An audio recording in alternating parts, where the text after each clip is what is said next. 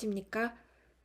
저는 서울대학교 종합교육연구원 객원연구원으로 있는 허정윤이라고 합니다.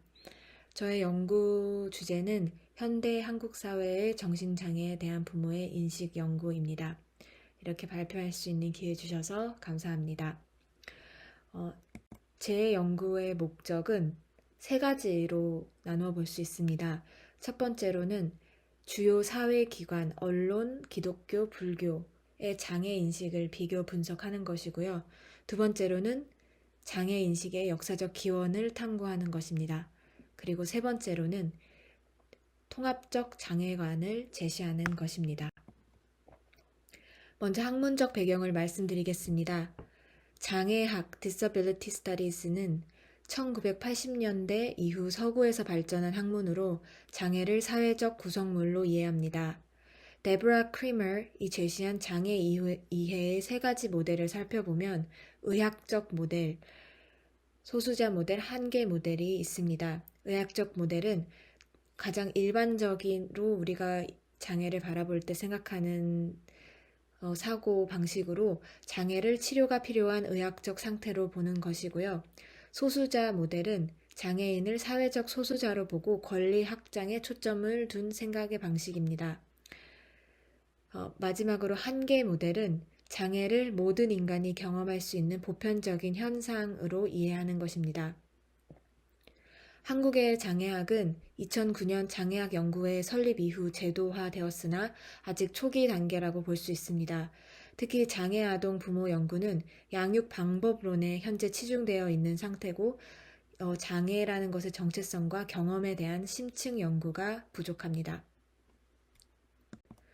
선행 연구 검토 결과를 말씀드리겠습니다. 첫째, 언론 보도 분석 연구입니다. 안예지의 연구는 지난 30년간 발달장애 학생 관련 보도가 학교 중심에서 사회적 지원으로 확장되는 긍정적 변화를 보였으나 여전히 연민의 대상으로 타자화하는 경향이 있음을 밝혔습니다. 정선미는 장애인 스포츠 선수 보도에서 기능 중심 보도가 장애 중심 보도보다 인식 개선에 효과적임을 입증했습니다. 이종은은 언론이 장애를 인간적 다양성의 관점으로 다뤄야 한다고 제안했는데 20년이 지난 현재도 유효한 제안입니다. 둘째, 기독교 신학계의 연구입니다. 1994년 낸시 아이슬란드의 The Disabled God은 장애 신학의 새 지평을 열었습니다. 존 스윈튼은 하나님을 한계가 있는 존재로 재해석하며 혁신적 시각을 제시했습니다.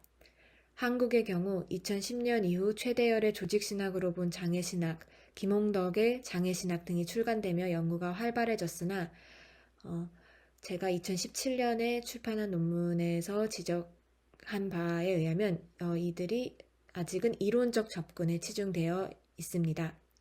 세 번째로 불교학계의 연구입니다. 이정학의 불교장애인 복지 연구가 선구적이나 불교학계는 주로 복지적 관점에 한정되어 있습니다. 2015년 한국장애인연구회의 종교 간 대화는 의미 있는 시도였으나 아직 체계적인 비교종교학적 연구로는 발전하지 못했습니다. 특히 주목할 점은 장애아동 부모에 대한 연구의 한계입니다. 김명표, 강종구의 분석에 따르면 기존 연구들은 양육 방식과 같은 실용적 측면에 치중되어 있습니다. 이는 장애의 책임을 부모에게 전가하는 위험이 있으며 부모의 고유한 경험과 정체성에 대한 연구는 매우 부족합니다. 이러한 선행 연구 검토를 바탕으로 본 연구는 다음과 같은 특징을 가집니다. 첫째, 연구 방법의 특성입니다. 본 연구는 담화 분석이라는 질적 연구 방법을 통해 언론, 종교계의 장애 담론을 통합적으로 분석합니다. 이는 기존 연구들이 개별 영역에 한정되었던 한계를 극복하는 시도입니다. 둘째, 역사적 맥락화입니다.